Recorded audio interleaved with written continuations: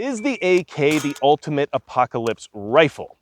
I don't know, but I do know that I set this one up in such a way that if it's the only rifle I had in the apocalypse, I would feel pretty good about it. And this is a Romarm Cougar Romanian DRACO, chambered in 7.62 by 39 millimeter, and it has all the accessories and all the parts that give you the features you want on a modernized fighting rifle. So I want to share all of that with you in this video so you might get some ideas about what you can do with your AK and what is possible with this platform that, in all honesty, does require a little bit of modernization.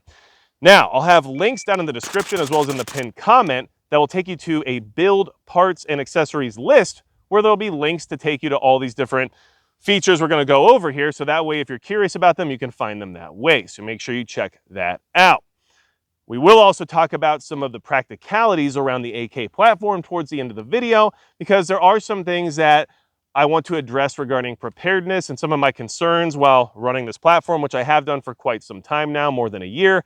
And we'll get to that a little bit later. But first and foremost, this is a Romanian DRACO, not an American-made DRACO. And there is a difference. If you wanted to get a DRACO, I highly recommend you find a Romarm Cougar Romanian-made DRACO, not one of the American-made ones, because there's lots of reasons. And if you want reliability, you're going to want this thing to come from that ex-com block country.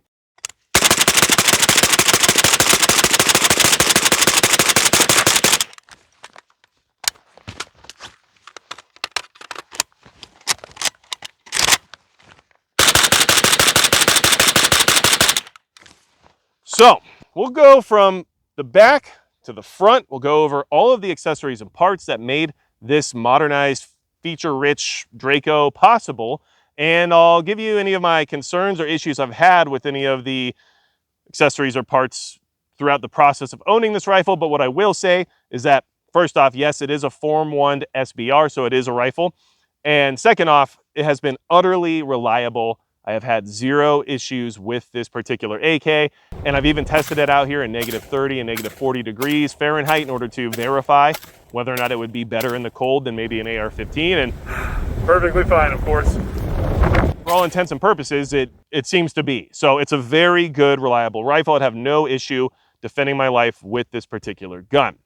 Let's get started. All right, first and foremost, we have the Midwest Industries Alpha Series folding stock right here on the back. Now this one in particular hooks into a 1913 or Picatinny rail that would be on the rear of the receiver. And I really like this stock. First off, it is folding, which we'll go ahead and verify that everything is safe, okay? Here, I'll do my visual inspection just to make everybody happy. Now, the stock can fold, which is convenient at times, especially for transportation and being in a vehicle or anything like that, because unlike the AR-15, the AK can fire in this position. So that's always a benefit. Now, this particular stock is also nice because it has an adjustable cheek riser and an adjustable length of pull. So it gives you a lot of versatility to get it into a configuration that works for exactly what you need. And if you were to run a higher optic mount, maybe you're using a dog leg mount for your dust cover, or maybe you're going to use a side mount, which you can't do that on a DRACO, but on other AKs you certainly can. Well, it's going to raise that optic height up slightly, and then being able to raise this cheek riser up to match that is going to be very beneficial. So I think that's a big selling point on this particular stock. And the reason I really like it is because this butt pad is just very forgiving. It's very comfortable. It has a lot of surface area. And I was running a triangle folding stock from JMac Customs originally. Very good stock, well machined, high quality, no issues with it at all. But this stock is much more comfortable and more adjustable. So I do like this better, which is why I'm running it right now. So I just had this butt pad fall off of the Midwest Industries Alpha Series stock right here. I did already pull it off once on accident by using it as leverage when twisting the rifle in order to get something unthreaded that may have been carbon locked. And then while I was shooting, it actually popped all the way off. So I'm gonna re-tighten it down and try to get it back to where those screws are in the threads. The screws didn't come out. I still have the screws. It's just that the rubber butt pad pulled off of the screws. So if this doesn't stay on, I guess I might need a washer or something in each one of these holes, but it is something to keep in mind, and I wanted to share with everybody since that just happened like right now. I've been using the stock for a long time, but I'm just telling you like it is. Might want to make sure there's some washers or something on those screws in order to ensure this can't be pulled off. Yeah, so I damaged that butt pad and it just came off again. So honestly, I took the screws out. This is pretty flat. Actually works just fine. I think if you have this stock, I would probably add those washers in as just a precaution, but I did damage it doing something it wasn't designed for. So it's pretty much my fault. But regardless, like this still actually works pretty well and I don't mind it. Just an update. Figured I'd let you know. Now, in order to get this stock attached to this particular Draco, there were some requirements there that you need to be aware of, because to get a Draco, well, they come into the country as pistols, because as a pistol, they don't have to deal with 922R compliance stuff or anything like that. So you can get an unmolested Draco straight from the Roam Cougar factory, which means it's actually good and reliable and everything else that you want from an AK. The issue is that because they send them as pistols, there's nothing on the back of the receiver to attach a stock or a brace or anything else to, and you are going to have to figure out a way to get that receiver drilled and tapped and then add something to it that you can then attach a stock to. Now, luckily for me, this rifle came into my possession with a drilled and tapped receiver. So I added a ACE pick rail to ACE interface adapter from Double Star, which I just screwed right into the back of the receiver here, and voila, now we have a stock. So be aware of that, but that's exactly how I was able to make that work. If you got a Draco and you got the right kind of Draco, it's not going to have that, and you're going to have to reach out to a gunsmith or somebody else that can drill and tap that receiver for you in a pattern that will allow you to attach other accessories in the future. So now let's talk about the sling. As you can see right here, I have the sling attached with the QD swivel because this Alpha series stock from Midwest Industries has multiple attachment points for slings, which I appreciate. And this is where I like to attach my slings on most of my rifles, right to the rear of the receiver on the opposite side or on the right side of the gun. And this sling is a Blue Force Gear AK rifle sling with loop. Now, the loop is referring to this part right here, which is a Kevlar loop that goes through. What I have here is a Magpul M-LOK Paraclip sling mount. So I like this a lot because the loop allows you to attach it to your typical standardized AK style sling swivel. But obviously I don't have that, and we'll talk about the handguard and everything else here in a minute. But for this purpose, I liked it a lot. It allows me to get that on there without having to attach any other type of QD swivel mount or anything like that, because I ran out of a lot of rail space. And what this does is allows me to move the sling attachment further back, which opened up all this space for my hand. So that helped quite a bit. And I like these slings a lot. I mean, like I said, this one's specifically designed to work with AKs very well, and it certainly does. And it's Blue Force Gear, so I have zero complaints. I have multiple Blue Force Gear slings. They're very durable, very adjustable, and I mean, I just have nothing negative to say about them at all. So this one's perfect, and this one's actually multicam black because I felt like I had a good opportunity to abuse that color and be a degenerate. Now, let's talk about some other fun things we have going on here. And I think one of the most fun is the trigger. This particular rifle came with the ALG Defense Enhanced AK trigger with the lightning bow. Now, this trigger, highly recommend it. It is very light, very predictable, has an excellent reset, and you can just run it all day long. We'll go ahead and just kind of ghost it together to give you some ideas about how nice it feels. I don't know if I can actually demonstrate that for you, but there's only a little bit of take up and then nothing. So that was so fast because of how nice and light this trigger is, but I'll just go ahead and show you again. Like there's a little bit of slop, like barely any before you hit that wall. And once you're at it, it's just what they say, glass breaking, right? So I like that trigger a lot. It really helps with the rate of fire. It really helps with the accuracy. And I have zero complaints at all. So ALG Defense trigger, probably worth your time. This is Future Magic Prepper, and I forgot to mention the pistol grip, which is an Arsenal Inc. RPK style grip. And I mostly got it because I thought it looked cool. And it is very smooth. It doesn't have very aggressive texturing or anything like that, but it's still functional and I still like it. So I just wanted to make sure to mention that, but that is the pistol grip I'm currently using. Now, this particular rifle also has a KNS Precision Adjustable Gas Piston. Now that was a requirement because of running this gun suppressed. And I do run this gun suppressed exclusively because, well, it's a Draco. So it's a 7.62x39 that generally has about a 12.5 inch barrel. This one is maybe a little bit questionable, maybe closer to 12 inches or a little under, which Not really sure how that all works in the sense of standardization from the Romarm Cougar factory, but my gun's just special, I guess. But regardless, okay, that's a really short barrel for that cartridge, and it's very loud without some sort of muzzle device. And the muzzle device that's on here right now is something we'll talk about later, which makes it even louder. But I run this suppressed because it just works better that way for me, and it makes the entire experience more pleasant. And I think that 7.62 by 39 is a good round for running suppressed. In order to do that without beating up all the internals of the rifle and without ruining everything inside, and also having a completely overgassed system that's uncomfortable to shoot and also, let's just call it erratic, you do have to ensure that you can adjust that flow of gas. So the K&S Precision Adjustable Gas Piston allows you to do that.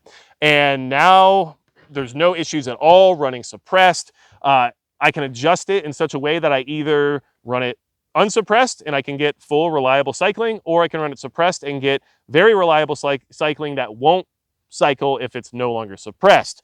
You can find that sweet middle ground if you want to run it both unsuppressed and suppressed and not mess with the piston.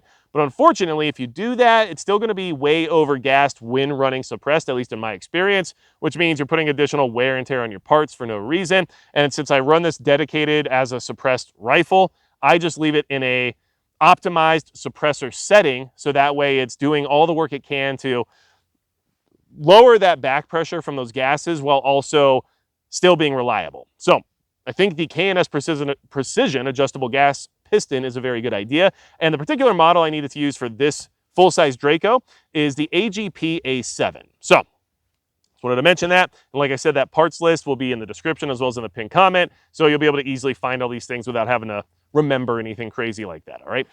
Now, let's keep moving forward. Optic mount.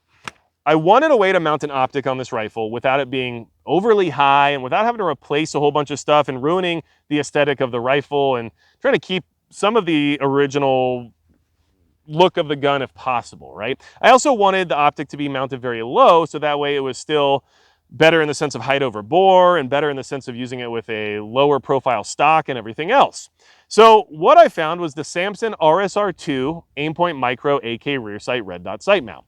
It's a lot of words. I said them correctly, I believe, but regardless, it's a very robust sighting system. It does require the rear sight to be removed, but once it is installed, you have a very low profile, excellent way to mount a red dot sight.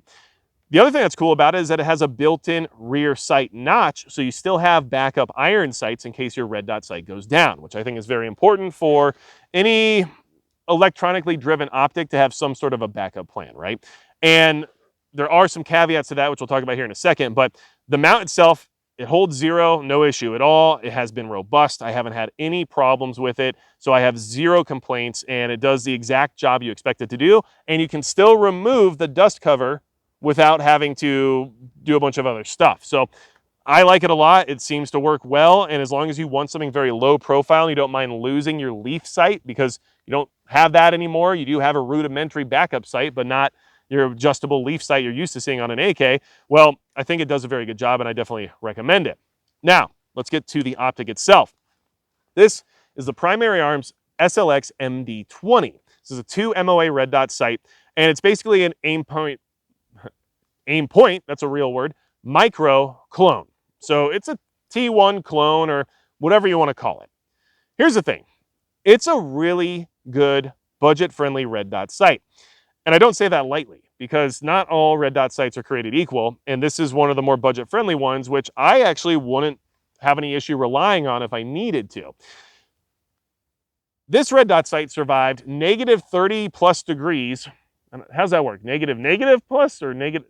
Anyway, more than negative 30 degrees Fahrenheit for hours outside during a very brutal North Dakota winter. And the battery didn't die. The red dot didn't go out. Nothing happened. It just kept working. And I still haven't replaced the battery that was in this optic during that test. So I am pretty well convinced it hasn't had any issues for me. It holds zero. No complaints at all. Primary Arms does a great job with their budget-friendly optics, and I think this is one of them. And they just upgraded this to the MD21, which I'm going to be checking out here soon because this one's done so well for me that I'm pretty confident the next generation is going to be even better. So The other thing to keep in mind is that this particular sight, in comparison to some of the other micro red dot clones out there, has a lower profile. There's not as much material on the bottom of the optic housing. Because of that, it actually sits low enough to see the rear backup sight notch, which then can align with your front sight. Whereas some of the budget-friendly red dot sights can't do that. For example, the Sig Sauer Romeo 5 can't do that. The Holosun 403 series can't do that. They sit just a little too high. This sits at the exact same plane that an Aimpoint T1 or T2 sits at. So that's why it actually works with this mount, because that's what this mount was intended for or designed around. So if you want to have access to your rear iron sight while still having the optic mounted, you're going to need to use something with that low of an optical plane, and luckily the MD-20 from Primary Arms actually has that. So that's another bonus for why this optic is very good for this setup, right? Otherwise, you'd have to probably go to the Aimpoint, which is going to cost a lot more. Now, I really like this thing, okay? Excellent optic. Let's talk about magazines. First off, this chest rig right here, I've got 8 AK mags in it. I love this chest rig. This is a Blue Force Gear SF, which stands for split front, 10 speed, and it's the SR25 model. So I can run 308 mags, but that means it also accepts AK mags and AR mags. So it's pretty much the do-all chest rig that I have, and it's awesome. And it has your typical elastic pockets for 4 magazines in the front, but then there's additional storage in the back from mesh and elastic webbing. So this can carry 8 AK mags, no issue at all. And I just wanted to mention that because I'm sure a lot of people struggle to figure out how they're going to carry their AK mags, and this chest rig does that very well. Now, this is the magazine of choice if I had to pick one to go run out my door with and fight a Red Dawn scenario, right? Let's just throw that out there because of what I'm wearing, I guess. Now, this is an Arsenal Inc. Circle 10 30-round AK magazine, right, for 7.62 by 39. The Circle 10 mags are polymer, but they're reinforced with steel where it counts. So you have your feed lip, which needs to be reinforced for steel, and then you also have the lug on the back, which also needs to be reinforced. I have a bunch of other magazines. I've had good luck with the Gen 2 KCI magazines. I know that they're not the best, but I know that for me, they've worked decently well considering the price point. And this is way too expensive. This magazine's like $50. So I don't know if I can recommend spending that much on a magazine, but if this is the magazine I need to work, then I know this one works very well, and I haven't had a single issue with it at all. I will say the polymer mags that I have, my Magpul mags, as well as my US Palm magazines, are not what I would recommend. I haven't had a lot of issues in the sense of feeding or reliability, but my issues come from the fact that the lip on the front of the magazine is eroding away at a very quick pace because of the interaction between the polymer and the steel of the AK and the magazine release. So I just wouldn't recommend it unless you don't care about those magazines for the use at the range or something like that. I do find the Magpuls to be the easiest for me to insert and seat into the magazine well, so I'm not exactly sure why that is, but that's just the case. Regardless, they're definitely not what I would choose for, like, you know, SHTF or duty use or anything like that, because they're going to eventually fall apart at a very quick rate. So Circle 10 magazine, this would be like the premium one, at least from my point of view and from what I've used, and I just don't think they're worth $50, unfortunately. And if you're looking for something budget that seems to work pretty well, the KCI magazines, the steel ones, the Gen 2, not the original ones, but the Gen 2 seem to be all right. So that's just been my experience. I know a lot of people who are more AK friendly than I am are going to come out and say that's like blasphemy and heresy and everything else, but that's just my personal experience. I don't own a ton of other AK mags, so I just don't have that, you know, ability or information to share with you other than what I've tested myself and used myself. So just throwing that out there. I think if you can get some, you know, Milsurp Comblock mags from a reputable manufacturer, maybe that's a better way to go, but I just don't have a lot of that. Okay, so let's keep moving. Now, this handguard is actually pretty cool. This is the Midwest Industries Universal Drop-In AK handguard. Now, it's interesting because it uses a set screw in the bottom that actually interfaces with the barrel in order for it to maintain rigidity, because your latch that usually ensures that your handguard remains secure doesn't actually interact with that. So that's how it maintains tension and security. And it does a good job. I've never had to retighten it. I've never had to worry about it coming loose or anything like that. And it allows me now to have M-LOK mounting options. So that's kind of cool. I think it works for certain builds. I don't know if I would use it for other types of AK builds or full-size AKs or something like that when there's better options that are more of a total package when it comes to the upper handguard and the lower handguard. But for a lower handguard standalone solution that gives you M-LOK compatibility as well as sling mounting positions, I think it does a very good job, and I've had zero issues with it at all. I don't use the sling mounts because of the location and everything else related to where they're at compared to what I wanted, but they are there, and you do have the access to a QD sling swivel mount, so that's good. Now, what's attached here is also very cool, and a lot of people might not be aware of what this is. So obviously it looks kind of like something from DRACO, but what it is it's a Dauntless Engineering DE6 Comblock style foregrip, and it has the M-LOK base. You can also get it with a Picatinny base. Now this thing's really cool because it keeps that classic AK kind of look to it, but at the same time, it is compatible with your more, you know, Western style attachments of Picatinny rail or M-LOK interface. So now I have access to what looks like a DRACO piece of furniture that's actually made here in the US and has the compatibility I required. So I like it, and obviously people are gonna ask, well, why do you want that? Why don't you just use like a Magpul VFG or something like that? And what's nice about this is that having that little bit of a chop on the end does allow more space for when I'm doing reloads. So I find it to actually be practical in that regard, not just for looks, but the biggest thing is that it looks cool and I like it. So there you have it. Now, and you want it to look cool. It's an AK. If you're not looking cool with your AK, why do you even have one, right? Like, just go get an AR then. AKs are cool. ARs are, you know, like calculators. But anyway, let's keep going.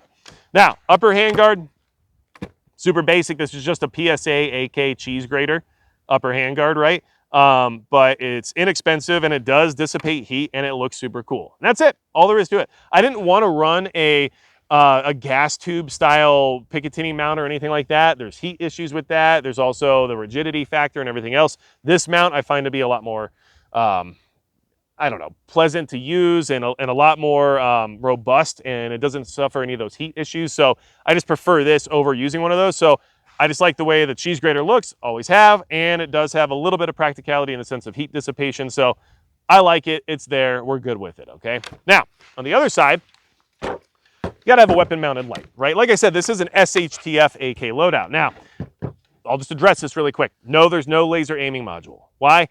If I'm running night vision, like I'm not using this gun. I don't know what else to say. It's probably not, it's just not the gun I'm gonna grab if like night vision's in the mix and everything else. Yeah, but what I am gonna say is that that made it so I didn't need or feel the need to have a whole bunch of other stuff on this gun, which helps keep it more minimalistic and keep the weight down because it's not light. It's still an AK. It's definitely not an AR when it comes to the weight profile and everything else. So adding all that extra stuff feels like more of a chore than it's worth when this gun is just more utilitarian in all honesty, right? So I do have a light though. Now I'm using the Cloud Defensive Torrent M-LOK SBR mount. And that's how I was able to get this Streamlight ProTac Rail Mount 1 weapon light on here. Now this Cloud Defensive mount is actually really cool. It's specifically designed for rail systems or handguards where you have limited space because of it being an SBR, and it puts it at the right angle and sets it up high and out of the way. So I think it's actually really cool, and it's slightly adjustable too, so you can get it to a little bit more of that exact position you're looking for. It's been great. Haven't had any issues with it. It's never come loose or anything like that, so good to go there. And then this light, Streamlight, is my gold standard baseline bare minimum for a duty quality weapon mounted light. And I think that they do a great job. I don't have any complaints about Streamlight. If I'm going to have like my go to war rifle, do I want a Surefire generally? Yeah, generally, just because of the track record and everything else. But for the money, the Streamlight is extremely capable, and I wouldn't feel like I'm missing out by having this light on this particular rifle if it's all I had on me. Like I wouldn't be worried about the fact that it's not a Surefire. So, and let's be honest, this is, you know, a gun from an ex-Comblock nation, and I have, you know, Chinese-made weapon light and Chinese-made optics. So it all kind of stays on brand that way too. Now, oh, and by the way, with the Dauntless Engineering foregrip, I can just get to that light so easily that it's just perfect the way it's set up, at least in my opinion. One of the other reasons why I wanted that foregrip.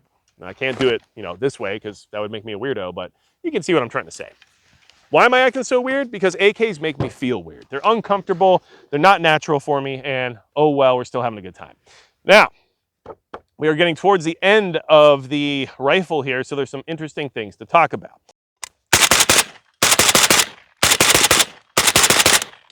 How did I get this suppressor on there? That's gonna be the big one. So give me a second on that, but first we'll talk about the suppressor itself.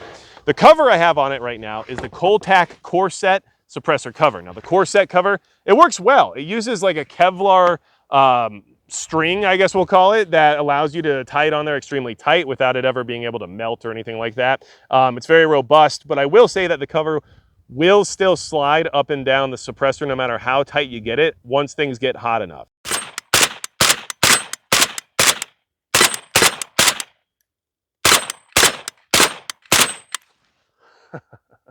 Got it. And I've pretty much experienced that with all of my suppressor covers. So, you know, that's just something to keep in mind. But in general, I like it on there because it keeps this thing from being able to burn me as easily. And I just like it, I guess. So there you go. And it does a good job of keeping the heat from, you know, being exposed to the outside of the suppressor and burning your equipment or your leg or anything else. But just keep in mind that that also means that the suppressor can't cool down as quickly either. So it's a trade-off, it's a compromise, but in general, based on the profile of this weapon and the fact that I'm just not as comfortable with it as I am with an AR or something like that, means that I just like having that a little additional protection, okay? So the suppressor itself is a Silencer Co. Omega 300. It's a 30 caliber can. It does a good job. It's not, you know, a flow through or anything like that. So you still get all the back pressure and everything else in a traditional can with traditional baffles, but it does a good job of, you know, dampening signature. The sound profile is good and the flash is definitely reduced. So I like the Silencer Co. Omega 300 quite a bit. I've had it for a long time and I haven't had any issues with it. And I did use a concentricity rod to ensure that I wasn't going to get baffle strikes, because mounting this thing was a project on its own. So let's talk about that real quick here. And I got to do something that is going to allow me to talk about that better here. So give me 1 second. All right, so in order to mount the suppressor on here, I had to use a JMac Customs 360 HD X37 hub mount with the M14x1 left-hand threads, and it has the face mount. It's a lot of words, right? And I think the model is 360 HD-14F-X37. Now, why did I use that? Because what it does is it mounts to the face of the barrel rather than to the face of the front sight gas block post. And the issue is that these aren't necessarily going to be concentric with the bore of your barrel, which is what I found to be true. I actually tried to use a Lantac Dragon ASR mount originally, but I could not get concentricity with the barrel. So I switched to this JMac Customs mount, and what it does is it backs up to the end of your barrel, and that allows it to maintain that concentricity while also being a suppressor host, because it uses the universal hub thread pattern that most suppressors, or a lot of suppressors, tend to have these days. So it allows you to direct thread your suppressor right on there. And of course, if you're not using your suppressor, it acts as a massive muzzle brake. And this thing will throw insane fireballs if you use it without a suppressor. It's very loud, which is why this is a dedicated suppressed rifle now. The other thing to keep in mind is that you can also use a blast shield that JMac Customs makes that screws right on there as well. So that way, if you don't have a suppressor, you still have the access to a muzzle brake and you have the access to direct thread one later on. And in the meantime, you can use the muzzle blast shield to dampen some of that sound and make the whole signature a little bit more pleasing for anybody else around you. So using that was like the only way to get that suppressor on there in a way that wasn't going to give me baffle strikes, and it's worked very well, and I have zero complaints with it at all. So that is something I would highly recommend if you're planning on suppressing a Draco. So that is the AK setup. And I like it quite a bit. It's really fun to shoot. It's got everything I need in the sense of a fighting rifle, and it's also very functional. So let's just talk about the AK situation here just for a quick second, because, well, there's some things to talk about. One of those things is, hold on, put that back on there. There we go. I must have pulled that off. Well, good job. Anyway, probably in the process of unscrewing something that was on there really tight. So we'll take care of that later. The AK, the way I look at it is that it is a robust gun. And if you had it for the apocalypse as your only rifle and you were walking around the wasteland and you didn't really have the ability to maintain things or worry about, lubrication or parts or anything along those lines, you just needed a gun that would just work and hopefully not break for a very long time, I think the AK has a lot of things going for it in that department. However, caveat, if anything ever does break, you are pretty screwed. Parts are hard to come by, especially here in the States. And even if you come by those parts, the tools required to do certain levels of work on the AK can be even harder to find, or obviously not something you can use in the field and something you have to have specifically for that purpose. So I know M26 Lemon Grenade recently put out a video about like everything you need to build an AK and stuff, and it's a lot of stuff. So I'll try to link that video up here in my video, and that way you can check that out to give you an idea of what it takes to like be able to fully take care of an AK platform if it's in your SHTF system, right? And that's one of the biggest, I guess we'll just say, turnoffs for me when it comes to the AK platform. The other thing is that the manual of arms is so different and so, I'm not going to call it archaic, but it is limited based on the original design, which hasn't been able to upgrade into the future, unfortunately, in the sense of the ease of use in comparison to other more modernized platforms. So, which isn't an issue if you're willing to put in the time and train on it. And there's plenty of guys out there right now in the real world using these rifles and using these weapons in a way that is very proficient and no one could complain about, right? This is a highly effective fighting rifle. No one's going to ever argue that, myself included.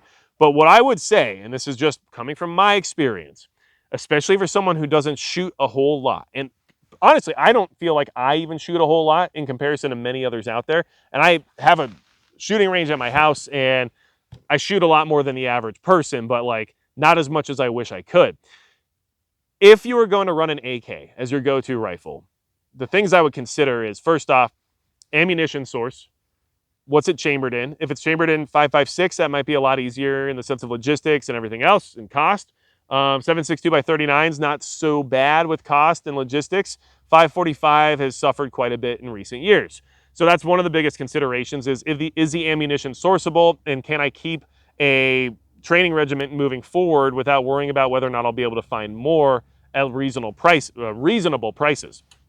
And then the other thing is that if I chose an AK for my go-to end-of-the-world rifle or my go-to defensive rifle for any other purpose, even just home defense, right, I would probably designate most of my time just on the AK. And personally, I can't do that because my go-to rifle is an AR, and some of my other rifles, like some of the MCXs I have, those are AR-centric in many ways in the sense of the manual of arms hasn't really changed. Everything's pretty much the same, but just in a different style of platform with a different gas system. Whereas this is a completely different manual of arms when it comes to reloading, when it comes to charging the weapon, when it comes to everything else, it's very different. And I think that if you were to make this your go-to rifle, then you should designate your training and your focus on using this platform for the majority of what you do so you can be as proficient as humanly possible with it.